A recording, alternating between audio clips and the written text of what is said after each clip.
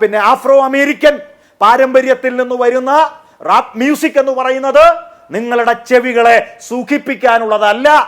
വേടന്റെ വരികളും കവിതകളും ആ കവിതകൾക്കുള്ളിൽ അദ്ദേഹം നടത്തുന്ന സംഭാഷണങ്ങളും തീർച്ചയായും ആരെയും സുഖിപ്പിക്കുകയല്ല, അത് അനീതിയോടുള്ള കലഹമാണ്.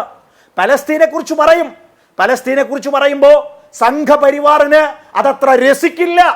അതിനെക്കുറിച്ച് പറഞ്ഞുകൊണ്ട് തന്നെ ഇരിക്കും. എന്ന് മാത്രമല്ല, പല വിധത്തിലും ആക്രമിക്കപ്പെടുന്ന സ്ത്രീകളെ, ന്യൂനപക്ഷങ്ങളെ, ദളിതരെ, പീഡിത മനുഷ്യരെ, അപരവൽക്കരിക്കപ്പെടുന്നവരെ, അവരെ എല്ലാം അഭിസംബോധന ചെയ്തുകൊണ്ടാണ് ഇന്ന് വേടൻ മുന്നോട്ട് വെക്കുന്ന ജനകീയ സംഗീതം മുന്നോട്ട് തന്നെ പോകുന്നതെന്ന് നമ്മൾ മനസ്സിലാക്കണം. മഹാനായ പൊയ്കയിൽ അപ്പച്ചന്റെ വരികൾ, കുമാര ഗുരുദേവന്റെ വരികൾ ശ്രീ വേടൻ തന്റെ വേദികളിൽ അവതരിപ്പിക്കുന്നുണ്ട്.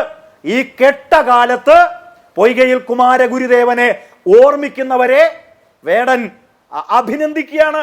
ആ വരികൾ നമ്മളുടെ ചെവികളെ രസിപ്പിക്കുകയല്ല, അനീതിയുടെ നെഞ്ചിൻ കൂട് തകർക്കുകയാണ് അതിലെ വരികൾ.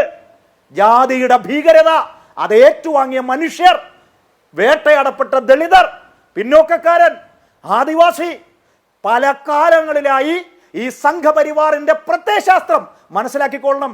സംഘപരിവാറിന്റെ പ്രത്യയശാസ്ത്രം, അതിൻ്റെ പ്രത്യക്ഷവും പരോക്ഷവുമായ സാന്നിധ്യമുണ്ട് നമ്മുടെ സമൂഹത്തിൽ.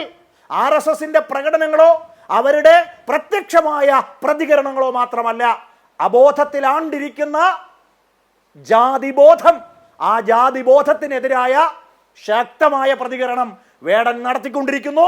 ആ ജനകീയ സംഗീതത്തെ പിടിച്ചു കെട്ടാൻ ഈ മധുവിനെ പോലെ, ഈ ശശികലയെ പോലുള്ളവരുടെ കോമാളിത്ത പ്രഭാഷണങ്ങൾ കൊണ്ട് സാധിക്കുകയില്ല.